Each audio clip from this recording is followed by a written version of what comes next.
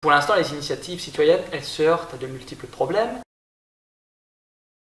C'est-à-dire qu'au problème de connaissance des citoyens, problème à un moment donné, voilà, de difficultés à réellement expliquer aussi ce que sont les institutions européennes, ce qu'est le cadre des décisions.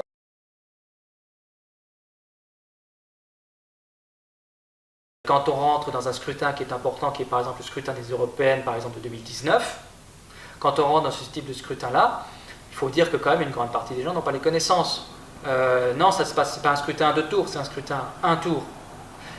Oui, c'est une proportionnelle intégrale, à 1 tour, proportionnelle intégrale, donc c'est en fonction de la proportion que fait chaque liste.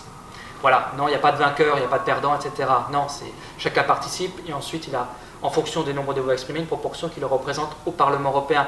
Et encore, c'est un système au niveau français et il y a le même système dans d'autres pays européens. Donc après, on a une représentation des différentes nations européennes dans le Parlement européen. Tout ça sont des éléments compliqués. Alors les initiatives citoyennes, les associations, peuvent mettre en place effectivement un système de formation. C'est le cas pour le mouvement européen France, notamment les jeunes européens, qui vont faire des formations dans les lycées. À mon avis, c'est tout à fait essentiel. C'est un bon exemple, mais ça ne suffit pas. C'est-à-dire qu'on ne peut pas compter que sur le tissu associatif pour faire un travail qui doit être assumé aujourd'hui par l'éducation nationale et pas par autre chose. Alors après, l'éducation nationale peut travailler en collaboration de manière plus approfondie, plus développée avec ce type d'association-là et favoriser un système aussi d'intervenants extérieurs. Mais c'est à l'éducation nationale de prendre véritablement en main ce cap-là. Les initiatives citoyennes ne pourront pas tout faire. Alors après, effectivement, on peut faire des formations, on peut faire des débats, on peut faire des discussions, on est là pour ça, on est là pour recréer le lien, parce que quand même on tombe aussi sur des citoyens qui sont très intéressés, qui ont des connaissances, voilà, ça existe aussi.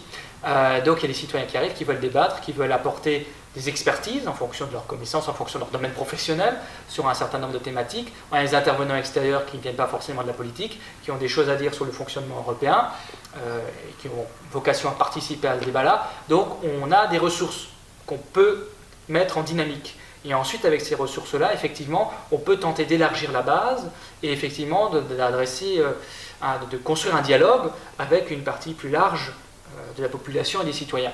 Et finalement, d'arriver à créer une dynamique véritablement de débat, une dynamique citoyenne qui permette de connecter un peu différents pôles et de faire participer tout le monde et de créer véritablement un débat démocratique sur ces questions-là. Mais je pense que la question des élections européennes de 2019 est véritablement préoccupante.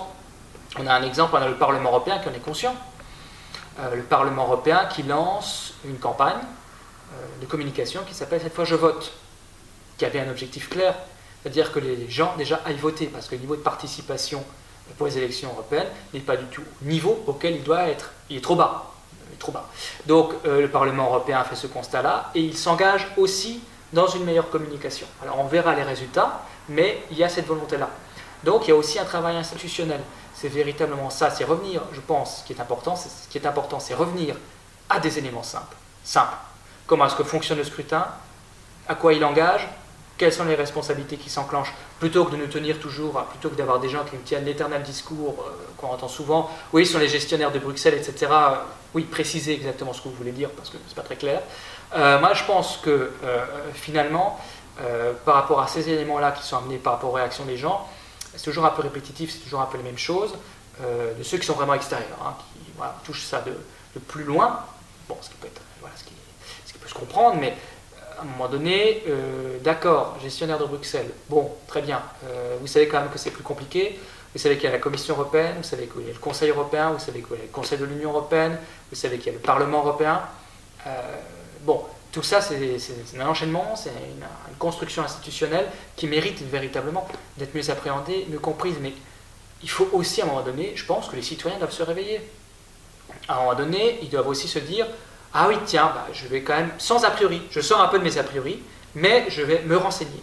Je vais voir telle information, tel domaine, etc. Je regarde, je construis mon avis, je rentre dans une démarche aussi qui est plus intellectuelle, de compréhension. Voilà, mais normalement, tout le monde peut y arriver. Voilà, il faut un temps de formation, et puis aussi, il faut aussi que les gens prennent l'habitude de suivre des cycles, à mon avis, d'auto-formation, de s'auto-former aussi soi-même. Voilà, d'un moment donné, se dire, d'avoir l'initiative soi-même, de se dire, ah ben voilà, oui, je ne comprends pas très bien peut-être forcément ce domaine-là, j'ai besoin d'approfondir, voilà, je vais peut-être aller à tel débat pour apprendre des choses, parce que ça peut être ça, telle conférence pour écouter, pour apprendre des choses, je le fais moi-même. en donner les thèmes qui m'intéressent, je vais à une conférence, j'apprends des choses, je suis constamment en apprentissage. Moi, je ne sais pas tout de manière définitive, je continue à apprendre, et je pense que tout le monde doit se retrouver un peu dans la même dynamique. Je pense que ça serait beaucoup mieux si on suivait tous la même démarche, c'est-à-dire qu'on va tous apprendre. Et à un moment donné, on continue tous d'apprendre. Alors finalement, on a un socle après qui nous permet de comprendre certaines choses, mais que ça ne nous fiche pas dans des certitudes et que finalement ça bloque toute évolution possible, par exemple dans le domaine de l'exercice démocratique ou de l'exercice politique.